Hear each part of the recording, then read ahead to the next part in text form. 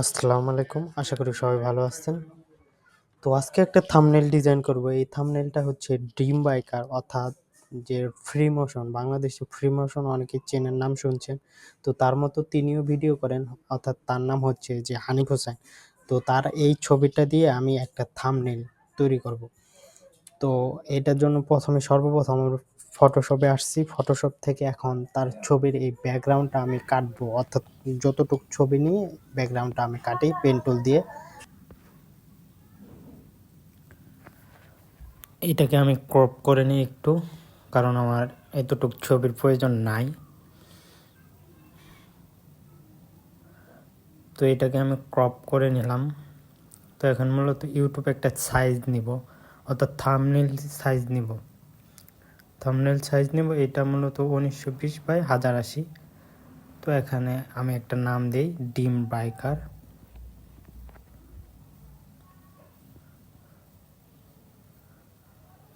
তো একটা আমার থাম্বনেল অর্থাৎ থাম্বনেল সাইজ একটা আর্টবোর্ড তৈরি করলাম। তো এখন কি করব, ওই ছবিটা আমি নিয়ে আসবো।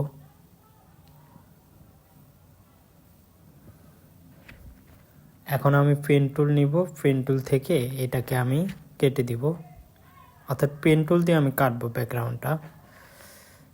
তো আমি ব্যাকগ্রাউন্ডটা কেটে নিই।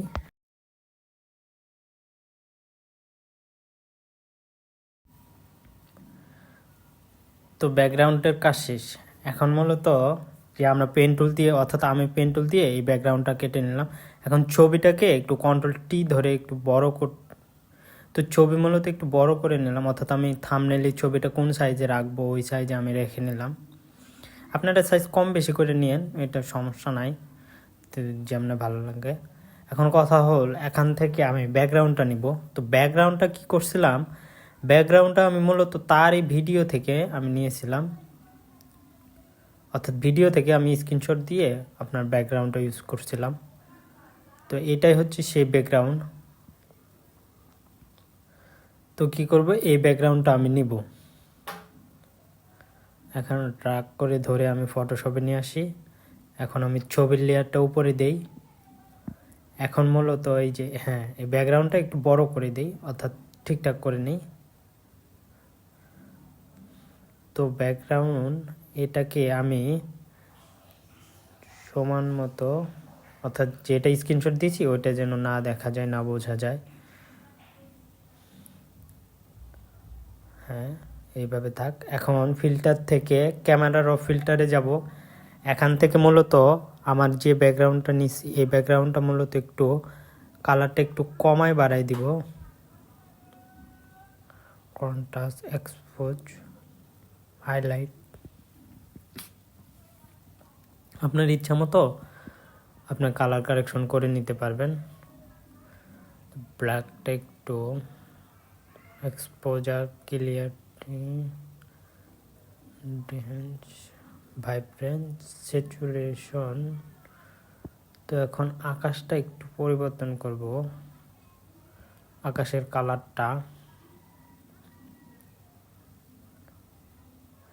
এটাকে আমি যদি একটু প্লাস করে দিই, এটাকে একটু মাইনাস, এটাকে একটু মাইনাস করে দেই, আর এটাকে একটু কমিয়ে দেই। তো এখন ওকে করে দিই। তো আমার কিন্তু একটা ব্যাকগ্রাউন্ডে সুন্দর একটা ভাইব আসছে, কালার আসছে। তো এখন কি করব, এখন এই যে আপনার ফিল্টারে যাব, আবার ওই যে ব্যাকগ্রাউন্ডের মতো, অর্থাৎ আমার ছবি, অর্থাৎ তার এই যে ছবিটা দিয়ে আমরা থাম্বনেল তৈরি করব, এই থাম্বনেলের মেন ছবিটাকে আমরা একটু কালার কারেকশন করে নিব।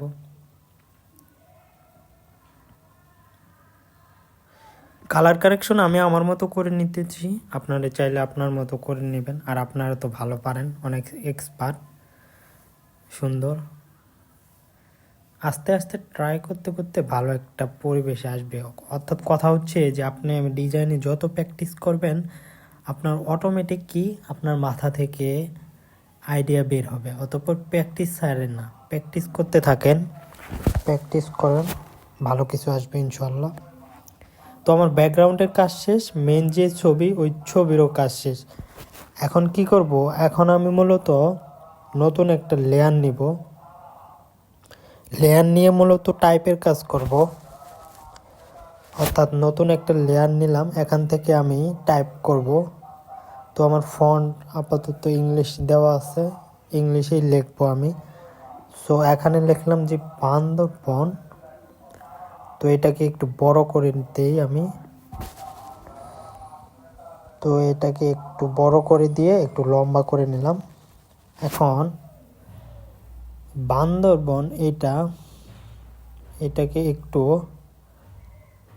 যদি আমি কালারটা দেই, অর্থাৎ ব্যাকগ্রাউন্ড আমার যে কালার আছে ওই কালারটা দেওয়ার চেষ্টা করব আমি।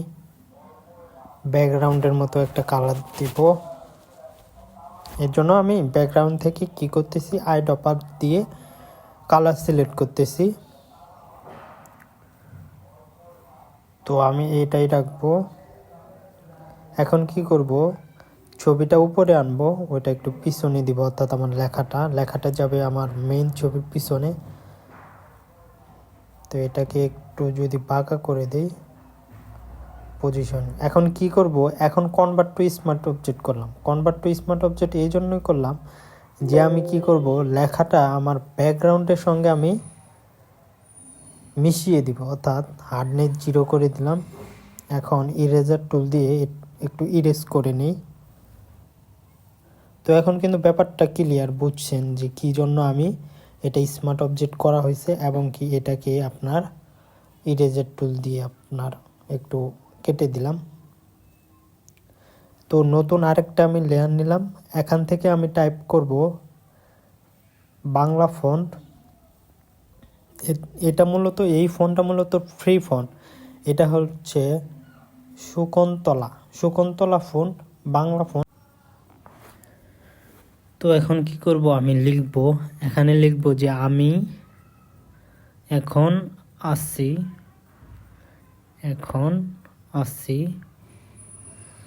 তো আমার টাইটেলটা এরকমই ছিল, আমার টেক্সটটা যে আমি এখন আসি।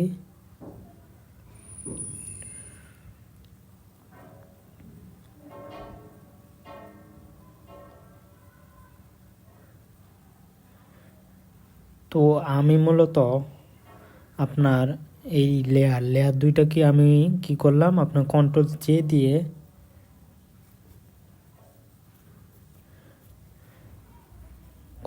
জে দিয়ে ডাবল লেয়ার করে এখন কি করলাম, লেয়ার স্টাইলে আপনার যে মেন লেয়ার, ওই মেন লেয়ারকে আমি ধরে ডাবল ক্লিক করলাম। তো ডাবল ক্লিক করার পর এখন কি করব, এখন মূলত আমি কালারটা সিলেক্ট করব,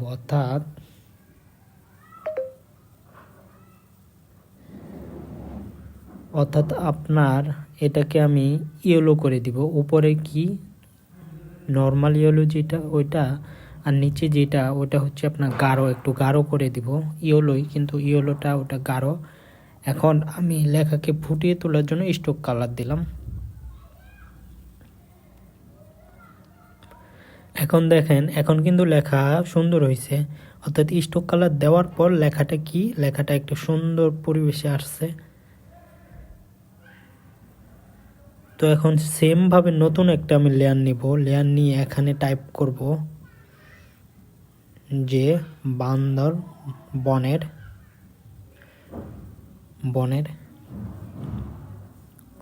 তো সেম ভাবে আমি কি করব, উপরের যেভাবে আপনার টাইপোগ্রাফিটা করা হয়েছে যে আমি এখন আসি ফুটিয়ে উঠছে, সেম ভাবে এখন করব। তো কি করলাম, ডাবল ক্লিক করার পর এরকম একটা লেয়ার অপশন আসবে, সেখান থেকে আপনারা গার্ডিয়ান কালারটাকে সিলেক্ট করে দিবেন।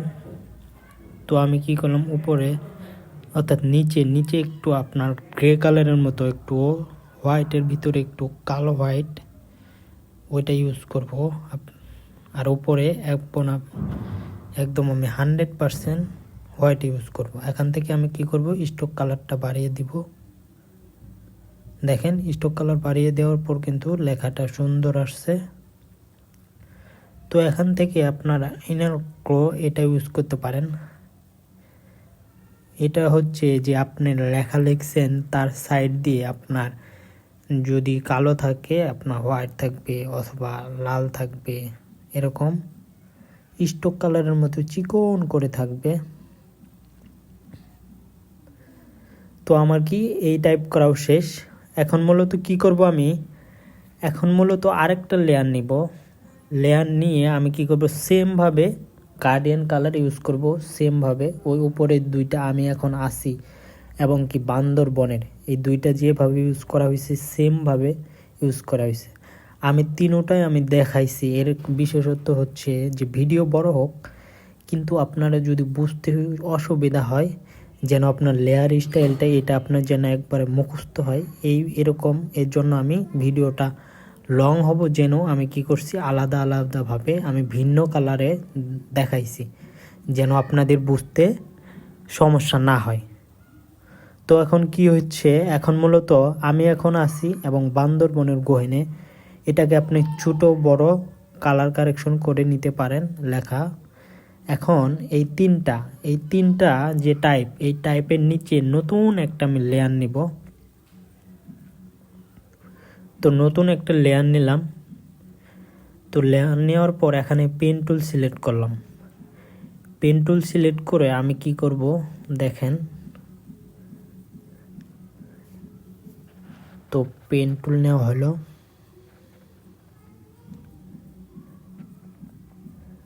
তো আবার এখান থেকে মেক সিলেকশন, এখান থেকে সলিড কালারটা আমি কি করব ব্ল্যাক করে দিব। তো এখন দেখেন যে লেখাটা কিন্তু আরও ফুটিয়ে উঠছে। এটা আপনি চাইলে দিতে পারেন, না চাইলেও দিতে পারেন। এখন কি করব, এটাকে আমি অপাসিটি কমিয়ে দিব। তো অপাসিটি আমি 75 করে দিলাম। তো অপাসিটিটা আমার করে দিলাম। এখন কি করব যে আমি এই লেখাকে আমি গ্রুপ করব। গ্রুপ করে সুবিধা হচ্ছে যে আমি যেখানে মন চাই সেখানে আমি এটাকে সরিয়ে নিতে পারবো, একটা একটা করে ধরার আমার প্রয়োজন নাই। এখন কি করব, এটাকে কপি করব, কন্ট্রোল জে দিয়ে কপি করব। এখন মেন লেয়ারটা আমি হাইড করলাম। হাইটের জন্য করলাম যে প্রয়োজনে ওইটাকে আমার প্রয়োজন পড়তে পারে, আবার যদি কালার কারেকশন অথবা টাইপোগ্রাফি চেঞ্জ করতে হয়, এর জন্য আমি কি করলাম যে আপনার মেন লেয়ারটা কপি করে উপরে যে লেয়ারটা আছে ওই লেয়ারকে আমি কি করলাম স্মার্ট অবজেক্ট করে এটাকে ওয়েব করব। স্মার্ট অবজেক্ট করার পর এটাকে যদি আপনি লেয়ার আপনার ইচ্ছা মতো একটা ব্যাকআপ পাবেন না, এর জন্য আমি ওটা কি করছি কপি করছি, যেন ভবিষ্যতে ওইটা দিয়ে আমি কাজ করতে পারি। আমার ক্লায়েন্ট যখন বলবো যে আপনার লেখাটা একটু চেঞ্জ করেন বা কালার কারেকশন করেন, তখন আমি ব্যাকআপ কই পাবো। এর জন্য ব্যাকআপের জন্য আমি গ্রুপ করলাম। গ্রুপ করে আমি মেন লেয়ারটা হাইড করলাম এবং কি কপি যেটা করলাম ওইটাকে আপনার স্মার্ট অবজেক্ট করে দিয়ে অফ করে দিলাম। তো এখন আমি কি করব, ম্যাপ একটা আইকনের প্রয়োজন। তো ম্যাপ একটা আইকন নিলাম এখন আমি। তো এটাকে একটু আমি বসিয়ে দিব। তো ফিল্টার থেকে ক্যামেরার ফিল্টারে গিয়ে এটাকে আমি একটু স্যাচুরেশনটা বাড়িয়ে দিলে একটু আরও সুন্দর লাগবে, মানে আরও একটু কালারিং লাগবে।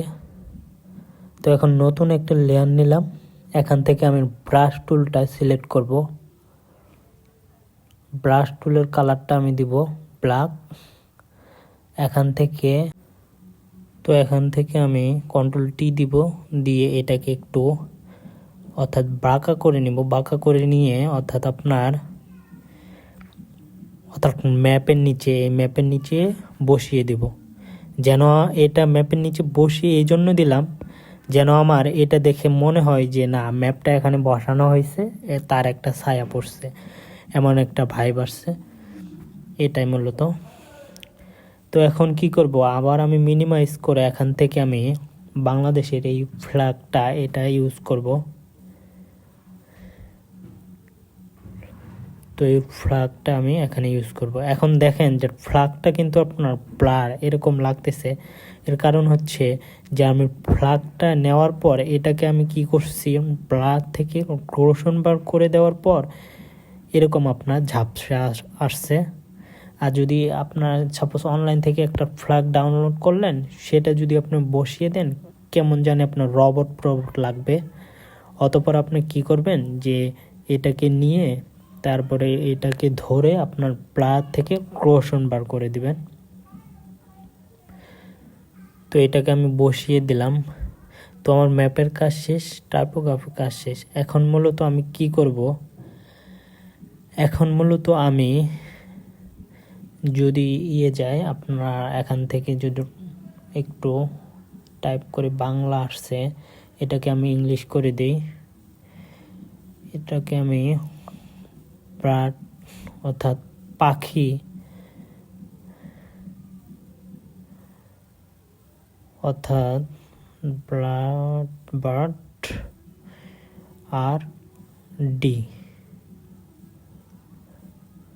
তো ব্লাড এখান থেকে ব্লাড যদি দেই, এখান থেকে দেখেন যে অনেকগুলো পাখি আসবে। তো এখন কি করব, এটাকে আমি কপি করব, কপি করে ফটোশপে নিয়ে আসব। তো কপি করে ফটোশপে ছাড়লাম। এখান থেকে আপনার ম্যাজিক টুল অর্থাৎ এখানে ম্যাজিক টুল দিয়ে সিলেক্ট করার পর আমি ব্যাকগ্রাউন্ডটা কেটে নিলাম। তো ব্যাকগ্রাউন্ডটা কেটে নিয়ে এটাকে আমি বসিয়ে দিব। আপনি ছোট বড় করে এটাকে বসিয়ে দিবেন। তো বসিয়ে দেওয়ার পর এখানে আমি কি করব, অপাসিটিটা কমিয়ে দেব। অপাসিটি কমিয়ে দেওয়ার অর্থ হচ্ছে যে আমার এটা দেখে যেন মনে হয় যে এটা রিয়েল, এর জন্য আমি এটাকে অপাসিটি কমিয়ে দেব, অর্থাৎ ব্যাকগ্রাউন্ডের সঙ্গে আপনার ম্যাচিং করে দিব।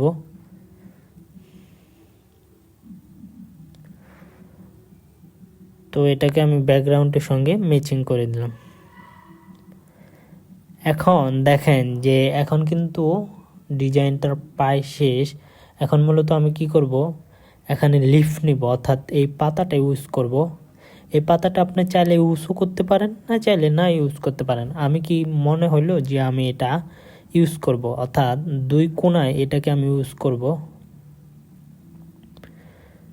তো এটাকে আমি ঘুরিয়ে নিলাম, এখানে এই কোণায় দিব এটাকে আমি,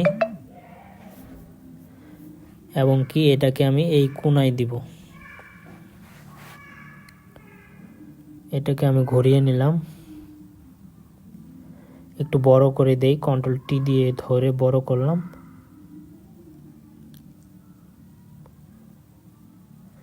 হ্যাঁ, এখান থেকে ফিল্টার থেকে ব্লার অর্থাৎ মোশন ব্লার করে দিলাম। অর্থাৎ আমি কিছুক্ষণ আগে যে বললাম যে আপনার ফ্লাগটা আপনার মোশন ব্লার করে দিবেন, যেন দেখে যেন মনে হয় যে অথেন্টিক, অর্থাৎ আপনার একটা ভাইব আসছে আপনার ব্যাকগ্রাউন্ডের সঙ্গে। তো দেখেন এটাকে আমি পজিশন অনুযায়ী বসিয়ে দিলাম।